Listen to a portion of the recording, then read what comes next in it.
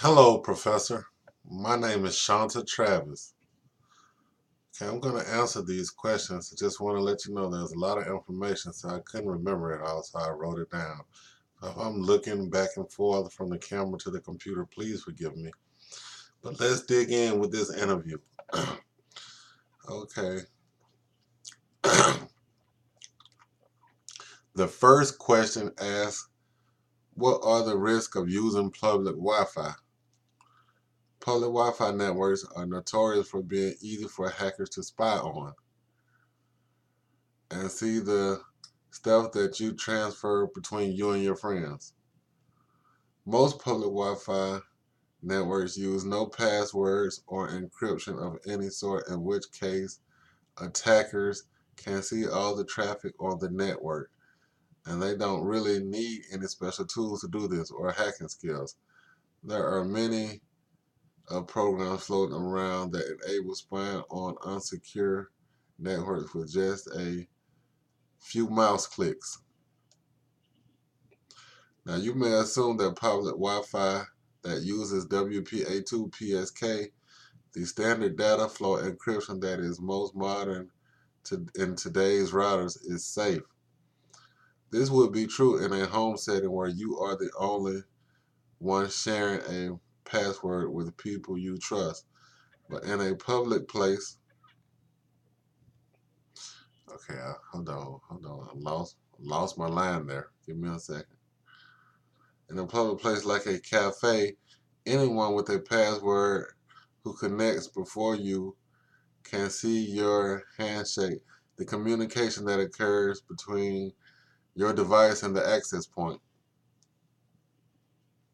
when you first connect to the hotspot. And this way, an attacker can steal your encryption key and see all of your traffic, even though connection is encrypted.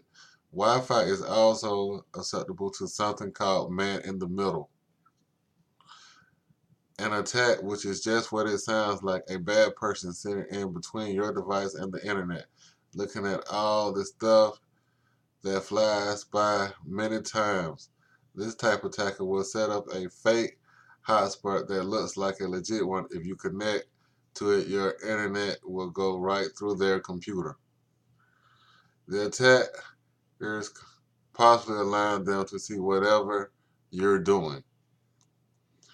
Okay, next question. What can you do to use this network in a more secure fashion? There are several things that you can do to prevent this from happening. Number one, use HTTPS. You know that little thing that encrypts your connection, puts a little lock in the corner of your browser?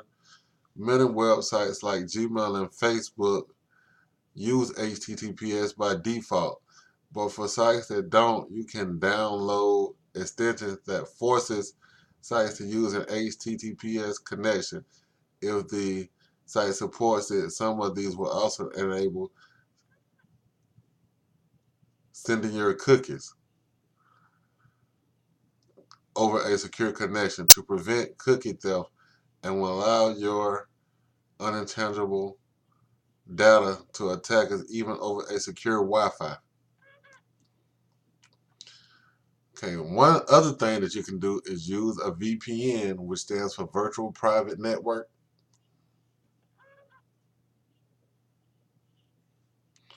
For more serious security, this will create a secure tunnel between your device and the proxy server that encrypts all traffic, even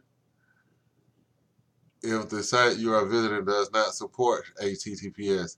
VPNs are available as paid services and often will let you choose between tiers of service depending on your needs. Finally, the last thing that you want to ask the manager or management of the establishment that you are visiting the name of their SSID to avoid connecting to a fake network. You want to remember, avoiding fakes won't be easy as connecting to the shady white van parked outside. All right. The third question, I'm sorry. When to filter certain ports? How can capturing network help security analysis? All right, and to answer that question, ports should be filtered to block unwanted traffic that is attempted to come into the network. Capturing can help contain packets that have harmful content. Simple as that. You will be responsible for creating a plan. Okay, this next question, you will be responsible for creating a plan, receiving and reintroducing a remote field team's potentially infected computers back into the company computer network. Briefly describe your plan for ensuring that the infected machines do not impact the network. What should you consider when creating your plan? Okay, the first thing we want to consider is how did the virus get into the network in the first place if we have a network intrusion detection system. So then we want to take a step back and see how can we mitigate this to prevent it from happening in the future. And we want to sanitize all the computers to make sure this infection doesn't spread throughout our network. And this next question, lessons learned could be incorporated in the future.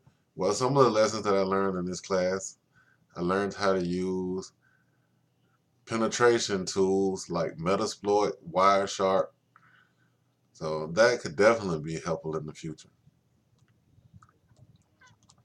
The next question, research Sam Spade to discover more information about the tools it includes. Briefly describe the purpose and expected result for each tool found on the basic tools menu of Sam Spade. Okay, on the basic tools found on Sam Spade, you got trace, route, ping, and NS lookup. Each one of these tools shows connections that computers that are connected to other networks. And there are several purposes we can use these tools for. Mostly is pen testing to test vulnerabilities that are in our network and see how we can mitigate those vulnerabilities to make sure they don't get exploited by a bad person like a hacker. And I think that basically answers that question, Professor. Okay, last question. Explain the specific knowledge you gained from the labs in this class. Explain how it could benefit the cybercrime lab. Some of the lessons that I gained in the labs, I learned how to look for vulnerabilities. Then when those vulnerabilities are found, I learned how can I can mitigate those vulnerabilities, patch certain things to make sure it doesn't happen in the future. And I think that would definitely benefit the cybercrime lab if I'm a part of that team. And I think that concludes this video, and I'm going to end it on that. That was the last question anyway. All right, thanks. Bye-bye.